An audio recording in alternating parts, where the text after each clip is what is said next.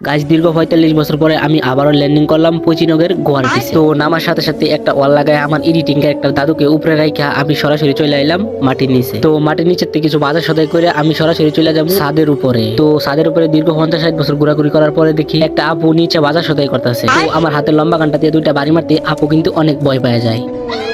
তো ভয় পাওয়ার সাথে সাথে সে কিন্তু কাবার নিয়ে ফেলায়। তো তার দীর্ঘ ৫ বছর পরে দেখতে পারি আপুর বান্ধবী অন্য বাড়ির কাছ থেকে মারা খায় আপুর কাছে ল্যান্ডিং করতে। ওই আপুটারও আমার হাতের লম্বা গান দিয়ে বাড়ি মারতে সেও কিন্তু চলে যায় কাবারে। তো তার ৩-৪ দিন পরে দেখতে পারি ওই আপুটা আমার হাতে মারা খাওয়ার জন্য আমার সামনে দিয়ে ঘোরাঘুরি করতেছে। তো তখনই কানে গালে দুইটা থাপ্পড় মেরে ফাটাই দিই লবিতে। তো লবিতে যাওয়ার ৫ বছর পরে দেখতে পারি ওই আপুটা আমার পড়ানোর জন্য উকি মারতেছে। তো উকি মারা লাভ নাই, কিছুক্ষণ পরে তোমার আমার হাতেই মরতে হবে। তো বলার সাথে সাথে দেখি আপুটা আমাকে মারার জন্য প্রস্তুতি নিতেছে। কানে গালে ২-৩টা থাপ্পড় মেরে তার বান্ধবীর সাথে তাকেও পাঠাই দিলাম লবিতে। তো লবিতে যাওয়ার ৯৫ বছর পরে দেখতে পারি একটা এনিমি পিছন থেকে আমারই মারতেছে। একটা অল লাগায় একটা প্রোটিন খায় নিজের শক্তিটা বাড়ায় নি। এখন আবারও চলে যাবো ওই ভাইয়াটাকে মারার উদ্দেশ্যে। তো যাওয়ার পরে দেখি ভাইয়াটা আমার ভয়ে কাবার নিয়ে বসে আছে। তো কাবার নিয়ে লাভ নাই চান্দু, আমার হাতে তোমাকে মরতেই হবে। তো তারপরে দেখি এনিমিটা আমাকে মারার জন্য কাবার থেকে বাইরে হয়ে আসতে। কানে গালে দুইটা থাপ্পড় মারতে সে কিন্তু আবার চলে যায় কাবারে। তো কাবার নিয়ে লাভ নাই, আমার জাদুকর দাদুকে পাঠিয়ে দেবো তোমার কাছে। তো জাদুকর দাদুর হাত ধরে অদৃশ্য হয়ে চলে আসলাম ভাইয়াটির কাছে। তো আসার সাথে সাথে দেখি আমাকে দেখে একটা অল লাগাই দিছে। তো অল লাগায় লাভ নাই, এই মুহূর্তে আমার হাতে তোমাকে মরতে হবে। তো ভিডিও এই পর্যন্ত, নেক্সট ভিডিওতে দেখা হবে। ভালো থাকবেন, সুস্থ থাকবেন, আল্লাহ হাফেজ।